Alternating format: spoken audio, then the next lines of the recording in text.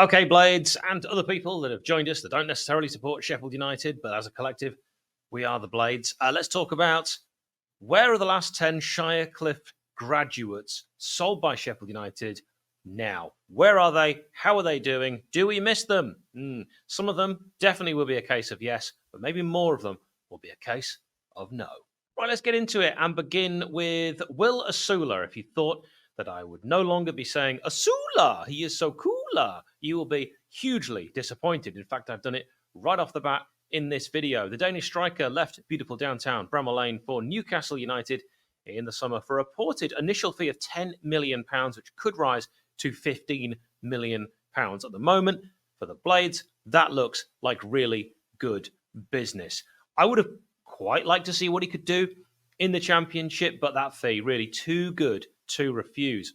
Asula came through the 𝗏𝗏𝗃 youth system in 2018, made 31 appearances for the Blades, scored 3 goals after breaking into the senior side in 2021. But since moving to the Magpies, it has been very, very difficult for Will Asula. He's made just 6 appearances for Newcastle. 3 of his Premier League appearances have been just a minute. Got a minute against Chelsea, a minute against Forest, and the same against Brighton and Hove Albion. His longest appearance on the pitch in the league was 7 minutes against Fulham back in September 2024. While his start to life on Tyneside has so far been pretty slow, he's actually faster than how it started. Asula still has plenty of time to complete the difficult task of pushing past Newcastle's main men. You've got Isak and, of course, Wilson.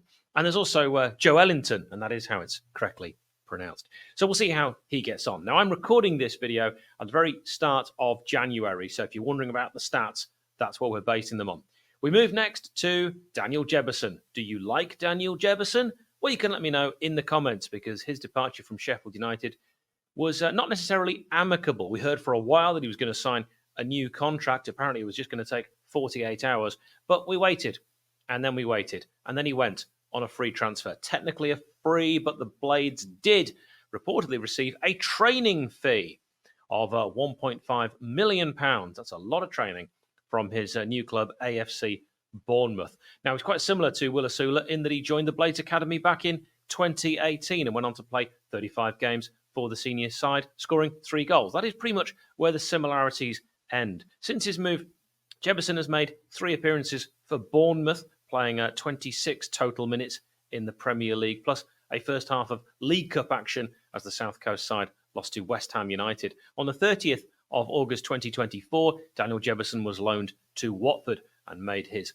Glory Hornet Boy debut at Bramall Lane and picked himself up a yellow card, got roundly booed and seemed to argue with a lot of his former teammates. That was not something that I actually thought would happen, nor did I see it coming. He's so far started 3 games for Watford, made 13 appearances in total, it's obviously 10 from the bench for the club, and most crucially, no goals. Some absolutely shocking misses in there as well. I'm sure some of you will have seen those. They've been doing the rounds on social media, rather cruelly in some cases.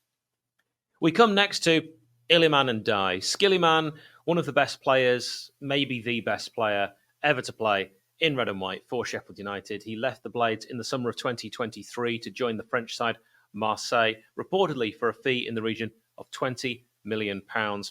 Not a nice way to say goodbye. There was all sorts of nonsense going on at the time. Some people reportedly saying he'd filmed a video with 𝗏𝗏𝗃 about signing a new contract.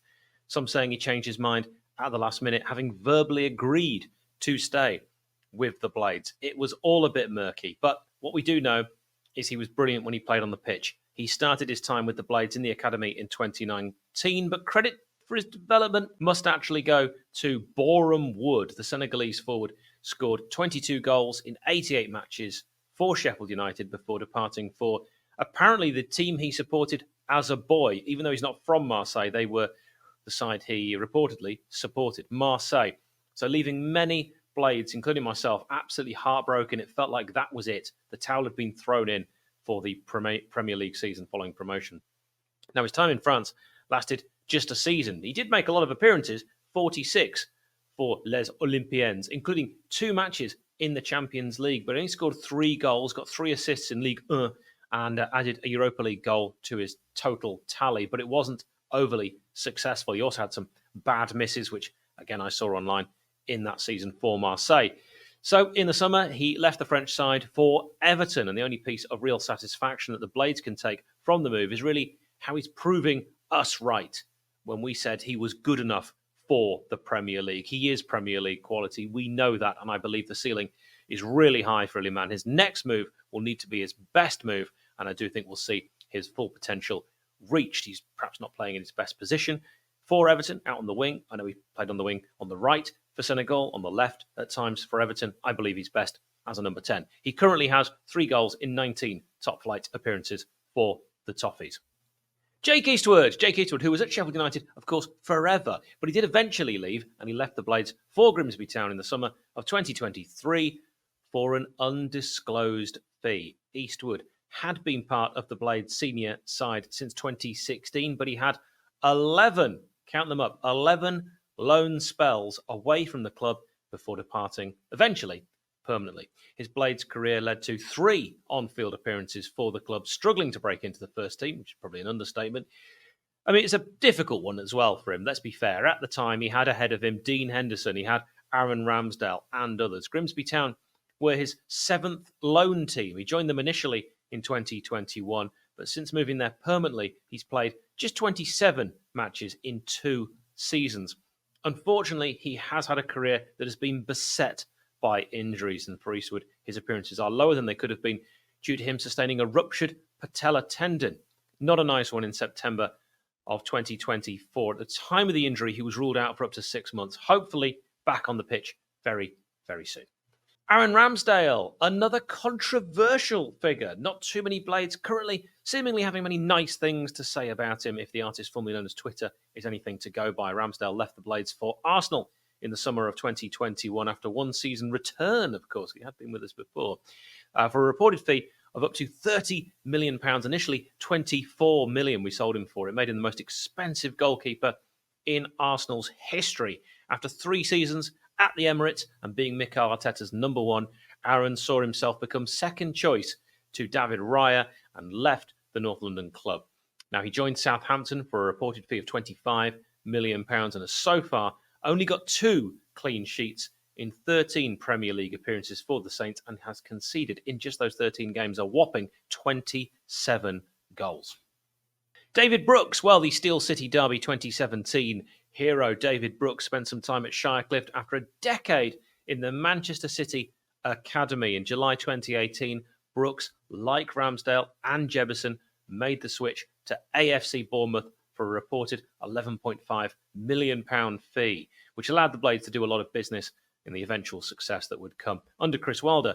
Brooks has scored 20 goals in 114 appearances for the Cherries and has shown great resilience in continuing his career after being diagnosed and recovering from lymphoma. I was so pleased that he was able to get back on the pitch after a torrid time. Last season, Brooks spent time on loan at Southampton, again mirroring Aaron Ramsdale, playing 20 times and scoring 2 goals in the Championship. Back at Bournemouth, Brooks actually has 2 goals in 13 Premier League appearances for the Cherries this season. He will, I'm sure, only continue to get better and stronger. After his loan at Southampton, I wanted him to return. I think many of us Blades did. Wanted him to return to beautiful downtown Bramall Lane. I thought at one moment it was on the cards, but maybe in the future. George Long. Long had been in the Blades Academy since 2002. Woof.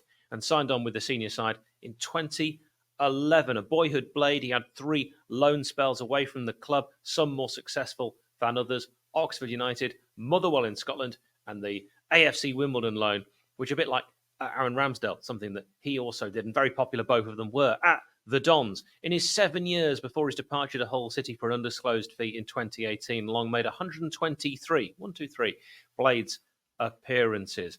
Long's time with Hull saw him play 65 times, and his main season as their number 1 came in the 2019-2020 season, where he played 45 championship games. There's only 46. In 2021, Long joined Millwall on a free, and after making no league appearances in his first season, then went on to make 36 championship appearances in his second and final season at the New Den.